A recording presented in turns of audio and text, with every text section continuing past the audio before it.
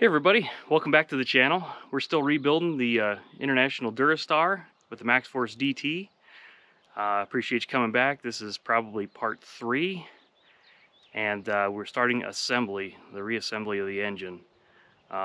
If you haven't watched the previous videos, the teardown, go back. There'll be a playlist, and I'll have all those videos on that playlist. Well, the sleeves are removed, pistons removed.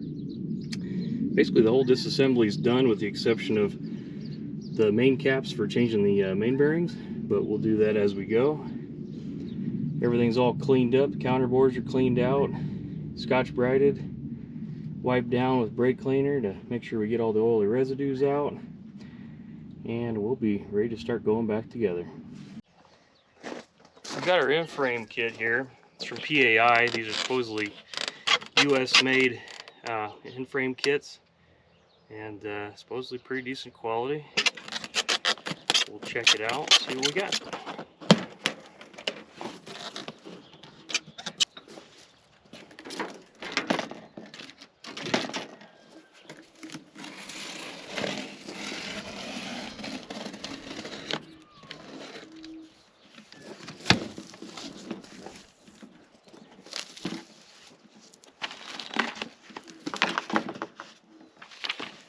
Okay, we got our packing list, gaskets.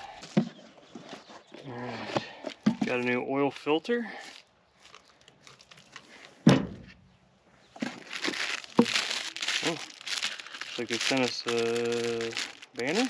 That's kind of cool. And what do we got here? Main bearings. Looks like EGR gaskets and EGR bolts. Those are all main bearings. New thermostat. These are, looks like rod bearings.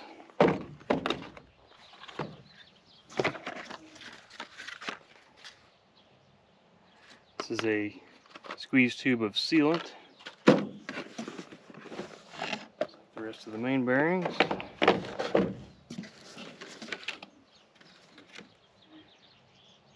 Something to put in the glove box. New fuel filter. This is the thrust main bearing. And that oil pan gasket.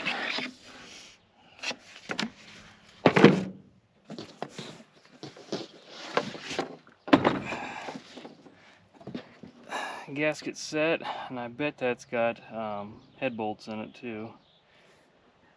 Yeah. Seals, O-rings.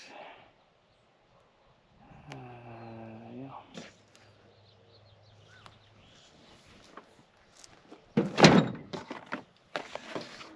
More rod bearings.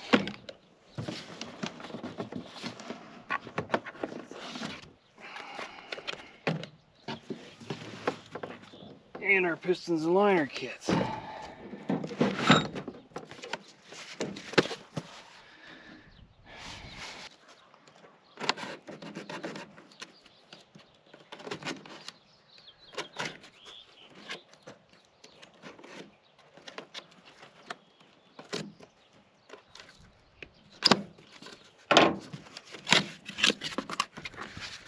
Alright.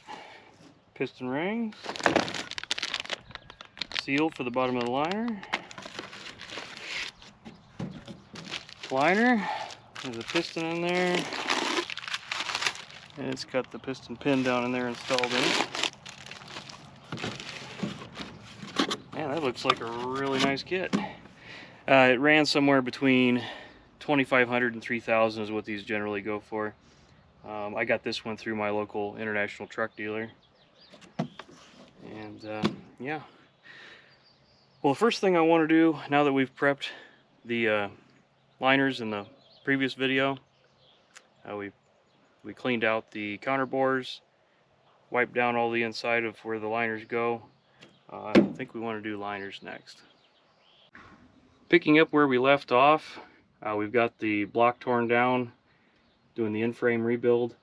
Liners are out, counterbore's cleaned, and we're ready to install liners. I don't remember if I showed you on the previous video, these are the liners that came out of it. They're actually, you can kind of see, they still have cross hatches in them. This thing just ate so much soot that it locked up the piston rings on the piston, and they are jammed in there, will not move. The upper ones usually, well, that's pretty tight, but the upper ones would usually move, but the second one and third ones were just sooted in place, and of course you lose compression when that happens. This one I've actually had to pull the entire piston liner out together because the ridge at the top was so bad that it wouldn't let it come out, and the ridge of it was soot, not wear. In a previous video we talked about the EGR coolers. You know, you're not supposed to clean them, you're supposed to replace them, but I know these were fairly new before they parked the truck, and I don't know if you can see down in there, it actually cleaned up pretty good, and I got a pretty decent flow through it. So I'm going to use these for now. I'm not putting a ton of miles in this thing, so it might be alright. I'm going to flush them out just a little bit more just as a precaution, but I do got pretty decent flow through them, and I think they'll work for now. And what I'm using to clean all this soot, soot doesn't clean very well with your regular solvents. Read online something about Purple Power doing a really good job, and I gotta say, I'm really impressed.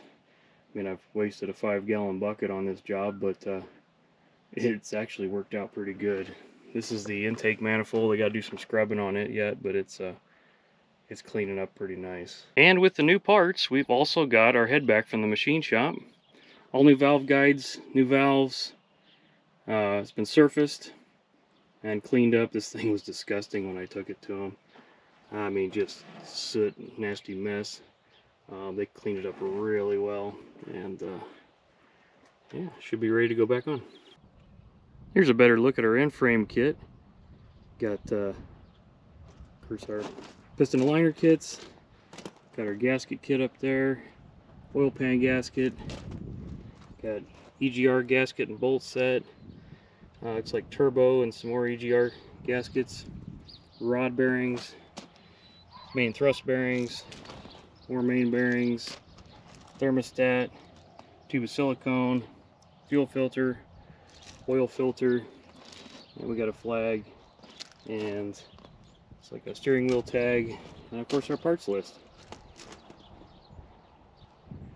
All USA made stuff, so I'm pretty excited. I imagine this is going to work out pretty good. Got our rings. First we'll need our seal.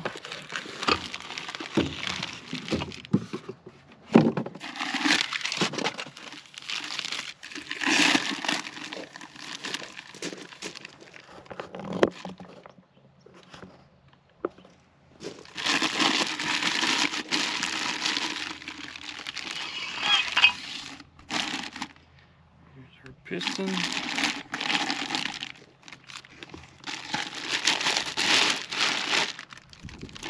Go ahead and put this piston back in this bag.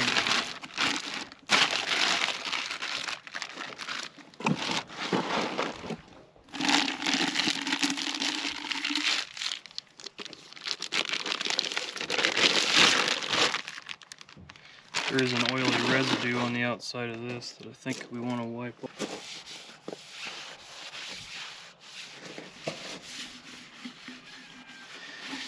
Make sure it's clean as we can make it.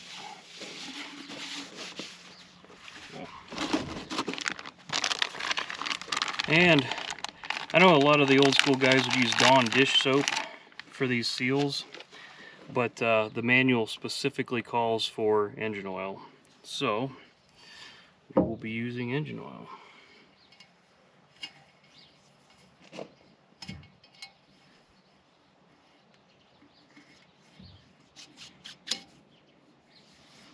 Okay.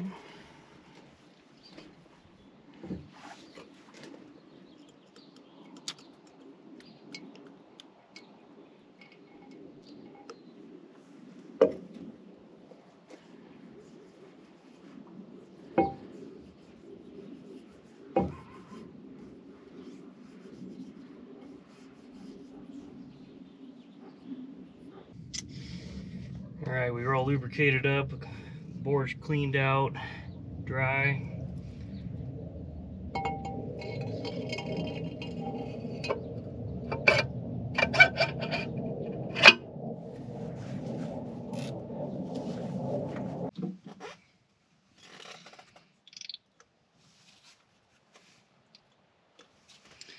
I'm going to lube up the lower mating surface where the O-ring seats for the liners. I'm going to go ahead and do it to the next few of them here.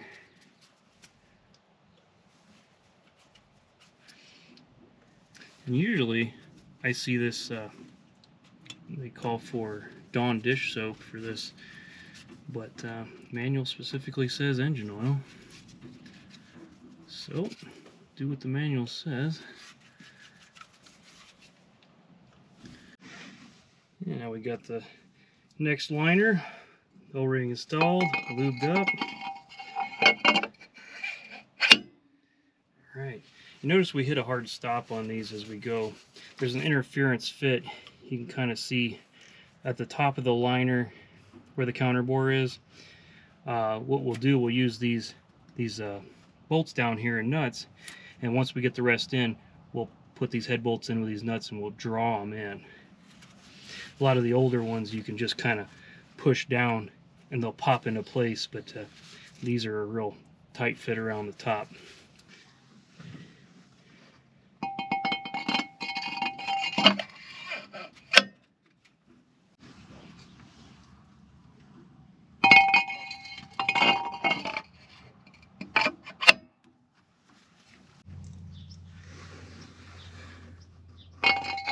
And last but not least, cylinder number 6. Alright, now that we've got all the liners set in, you might have seen the first 2 cylinders. I got these bolts with some, it's like Lipton T cardboard in there. That's to protect this edge, because this edge is what your firing of the head gasket is going to seal on, so we don't want to damage that at all. But I've taken the head bolts and I've went and bought some nuts. These are 16mm by 20 threads. Picked up some of those and some thick washers, enough to do all the center head bolts.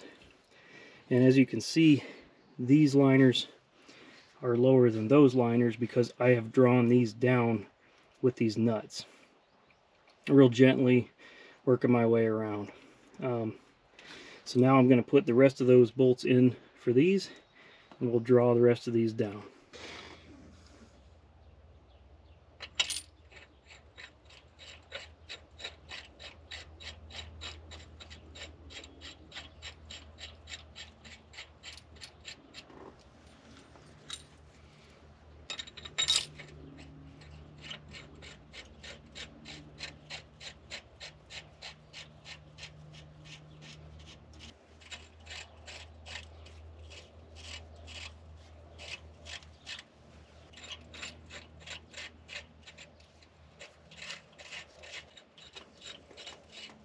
So I've got all the center head bolts in.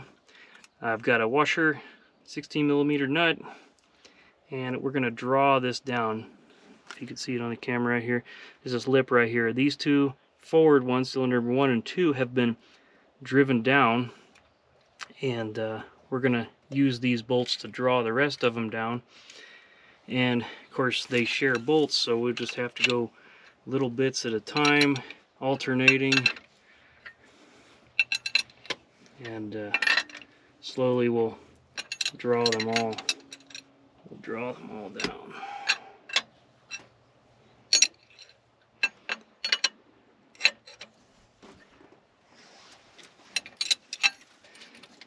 And some will become loose as you draw the opposite side.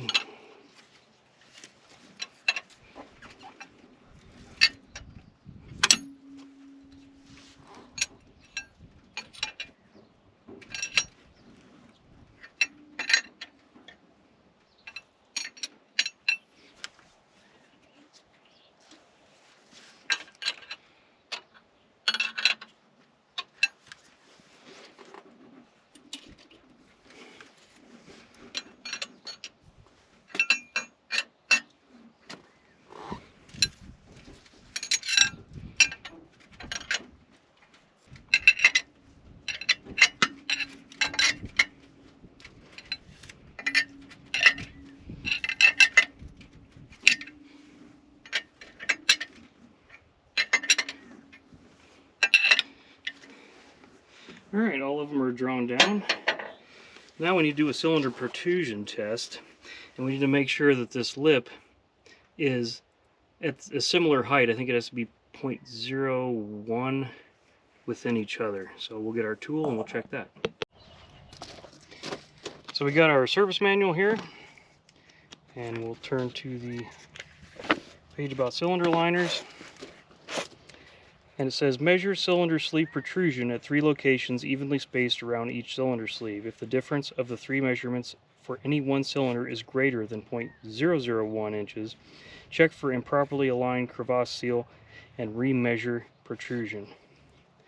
So we'll average them all between all 6 of them and make sure that we're within that number. Now to do so, we've got this nifty tool, cylinder protrusion checker.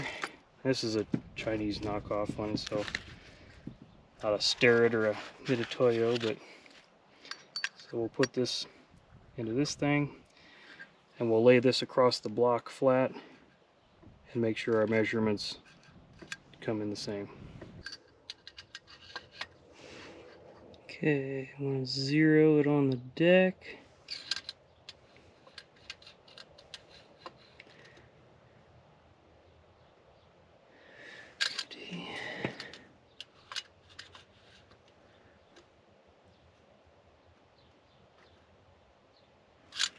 Okay.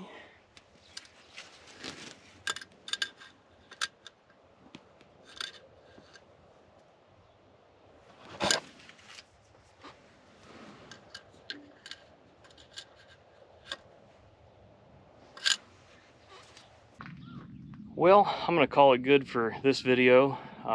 We'll start the reassembly in the next video. I appreciate you guys coming along and watching as we rebuild this MAXXFORCE DT. I hope you're learning something. Thanks for watching.